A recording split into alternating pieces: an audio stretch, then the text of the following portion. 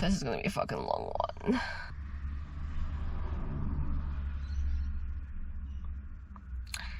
Yep, a fucking long one.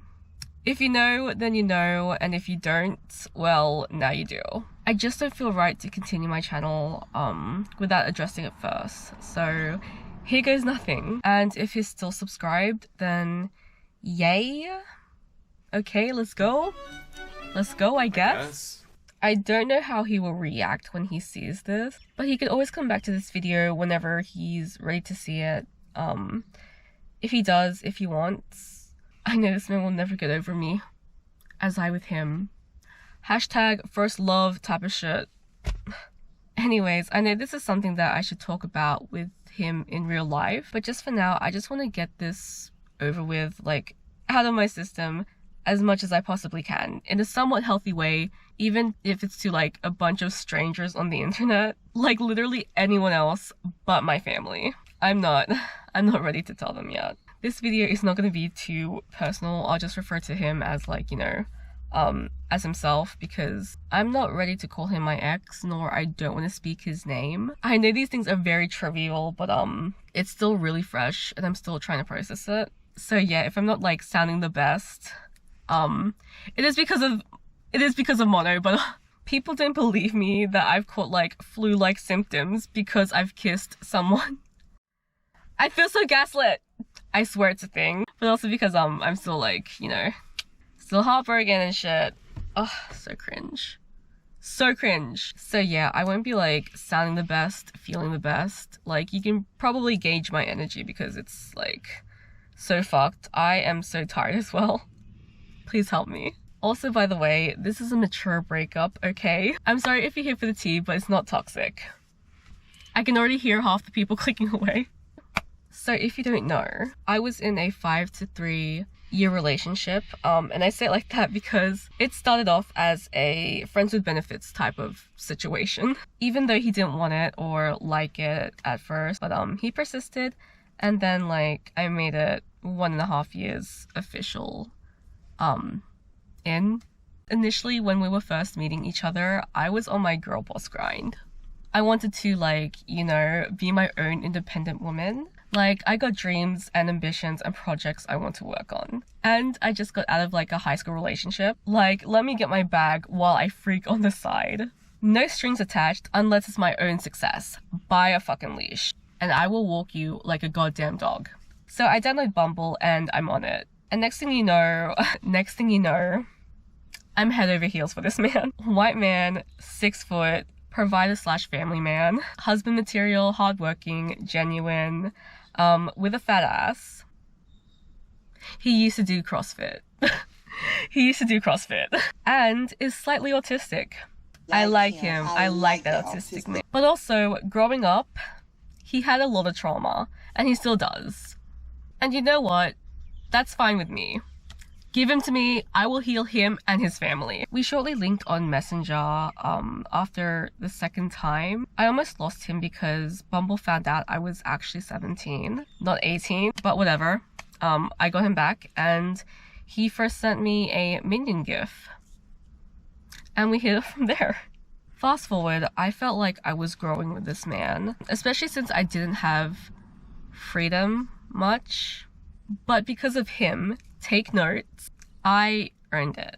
And he has never, ever had a girlfriend before, which I was actually pretty shocked to learn about. And he wasn't, like, romantically interested in other girls either before me. And you know what? I'm fine with that. But our relationship then was equally balanced. But we both got something out of it. It was all peachy keen, honeymoon phase. Fuck. And that's what we built our relationship on us growing, getting out of our comfort zones. Like, we had no previous history or, like, common interests at all. And that we were actual polar opposites. Like, I was into pop culture and anime, he was into cars and 4x4s. I'm more open to things, he's more closed off to things. I was a listener, he was a yapper. He was a skater boy, she said see you later boy. It was very much an opposites attract situation. And I liked how we could be independent, because I would hate to be that couple that just does everything together. I'm a person who values their own space and personal time. But of course, we got more serious and I finally met his friends and family. His family are absolutely amazing. Like, they're so generous, they are so hospitable, and they are incredibly lovely. They really are. And his friends, they're okay.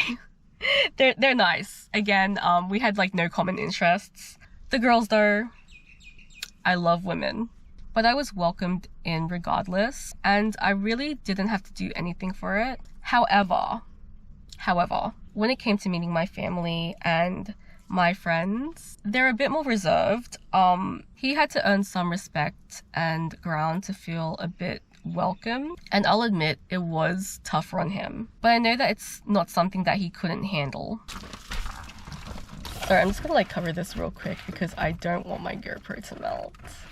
In saying that, there was also some culture clashes, which is fine. Of course, since I was born here and like I grew up here, I'm more accustomed to Western customs because of like, you know, survival.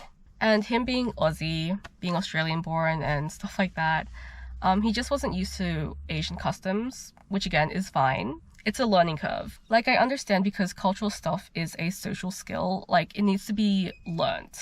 And it was still very much a learning curve for both of us, especially him. Like, there was this one time where we were in the city, and this part of like the city has a lot of like East Asians, right? And it kind of felt like we were on their turf. And to be fair, he did stick out like a sore thumb, being as tall as he is and as pale and blonde, blue eyes. Yeah. Later on, he did express that he was uncomfortable. Yeah. And I did look at him and was like, well, welcome to my world. Welcome to how I feel. This is probably how your dad felt when he was traveling to and from China a lot from work. And I get it, my tone was a bit invalidating, which I did not mean for it to be. Like, please, you're familiar with 2010's Karate Kid, but if I was in that situation, I would also be very uncomfortable. So, you know, yeah, I'm not gonna dunk on him because, again, he was uncomfortable and I get that. But because, like, I'm so used to it, like, you know, being around white people, white society, it was kind of just like this epiphany that there was this major hollow gap between us. And I didn't expect it coming from him in a sense that, like, you know, he's fine with households. Like, when he was younger, he was exposed to like East Asian households specifically, but I guess in like public he's a bit like iffy about it, and that's fine. But just to note, there are like instances like this with other interracial couples. Have at it. What matters is that he got out of his comfort zone and he started to like understand.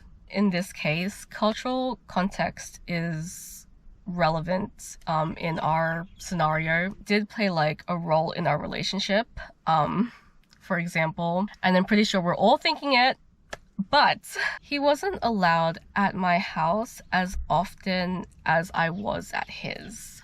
Of course, not all Asian households, but like, this is why I was always at his, because we couldn't be at mine. And again, it wasn't because he wasn't welcomed, it was because it's very unheard of to always have like your partner around. But he did so good when he was like around.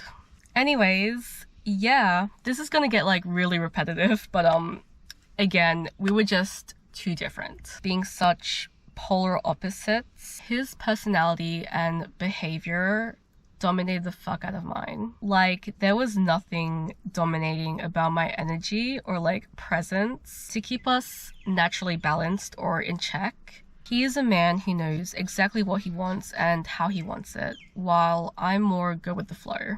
And he is very particular and he knows how to set his boundaries while I don't.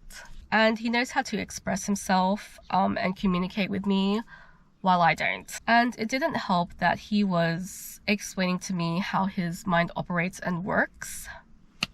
But since I'm the opposite, I didn't do the same, and unintentionally or subconsciously, worked around him.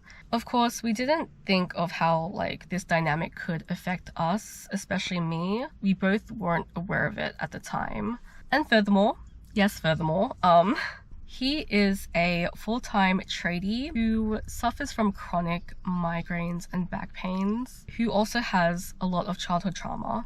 Long equation, I know, but we have bod mass.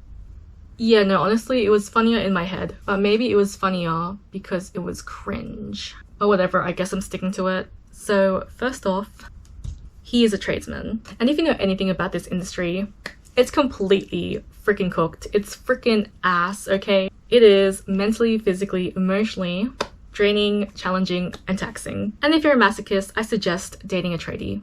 So multiply that with his chronic health conditions. It practically siphons him of everything, so much so that he doesn't even have time for himself. Now, yes, I felt neglected, for sure, but I understand his circumstances. And initially, I didn't mind being neglected because blah blah blah, marriage life is like that. But we're not even married yet. Can we focus on the present?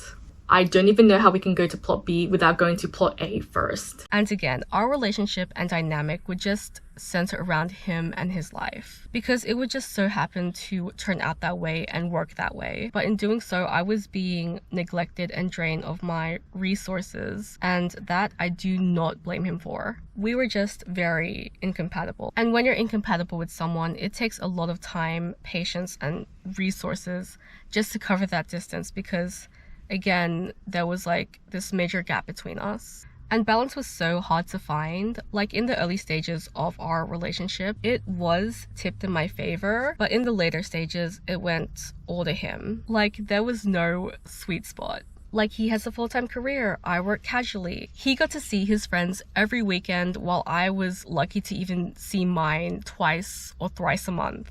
His saving and working for a house while I'm trying to get my shit together. Secondly, in addition, his childhood trauma that I shall not disclose because it's not mine to tell. His trauma isn't or wasn't heavy for me. And it wasn't a burden to me either because, again, I could take it. Whatever him and his family were dealing with, it's the least I could do. But factor that with the said above, I made excuses for him more than I ever even had to, even if it had a toll on me. And now that I think about it, it got me wondering if he is a high maintenance partner or it's because we just didn't click.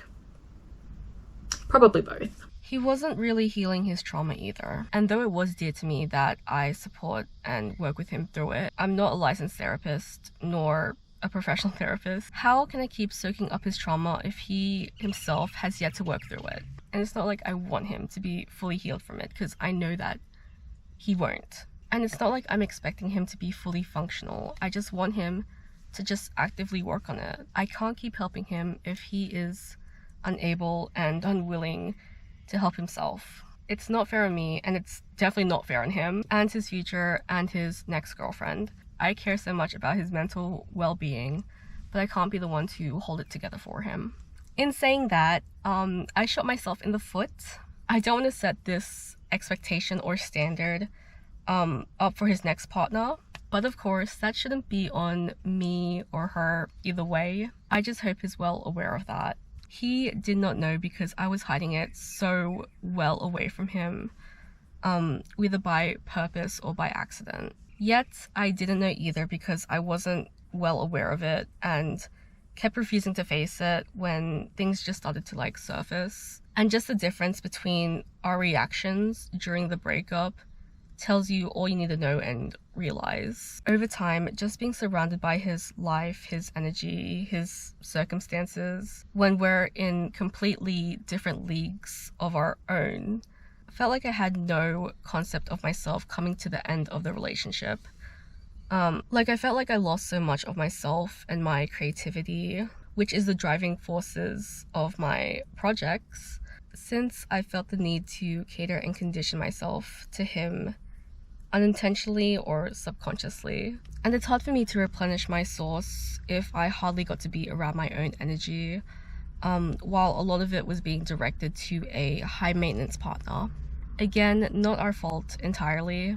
At the time, I didn't actually understand why I was breaking up with him, and I was bargaining with him on the spot, actually, on how we could mend this and stuff. but I couldn't come up with like a reason as to why I was breaking up with him other than me feeling neglected. But in reality, it was so much more than that. I want to be able to focus on myself and my projects, and unfortunately this relationship is not for me at this point in time. We weren't able to cultivate that in the way that both benefited both of us, and I didn't realize this until I ended the actual relationship. But at the same time, I don't think I'm ready for like this type of relationship, like at this caliber, and I don't think you are either. At least with me. We're still so very young. As much as hitting my early 20s drives a stake through my heart, we still have a lot to experience, even though I know you don't want to. Like, he personally doesn't want to. It also shocked me when I broke up with him when I did, because again, I did not plan it at all. It was like an in a moment thing, but my gut was just telling me to rip the band-aid off. Only then I was able to reflect on it and verbalize it. Because I told my friend, like, who happens to be an ex-classmate of his, both primary and high school, he didn't introduce us either, like, no joke. I found her on Bumble BFF. And I was also talking to like a friend who just happens to be in like a similar situation. Yeah, the timing is so wild. Actually is. Our present right now is in the complete opposite way of each other. And that's okay. I fucking hate it, but it's okay. I bit off more than I could chew. There's literally a cake phrase for this. You can't have your cake and eat it too. And I won't lie, there were absolute perks to dating him, financial and stability wise, and he is aware of this because he asked. But God, it was such a fucking bonus, especially with a fine-ass, refined man and his silly little family. But whatever, it's fine. It's cool. I know a relationship isn't always going to be a clean-cut 50-50, but whatever percent I was carrying, it was too much for me to bear. And I didn't feel like it was myself who was carrying it. Anyways, that's my life. XOXO Gossip Girl. We're still in contact. We ended it on good terms. Well, are ending it on good terms. I never broken up, but like I low-key want like a little initial of his name on me as a tattoo. Like just the smallest one. And the people who I told about this, they are so confused. Like, did I hit myself on the way out of the relationship or something? But it's a small price to pay for such love and how I ripped his still beating heart out of his chest cavity.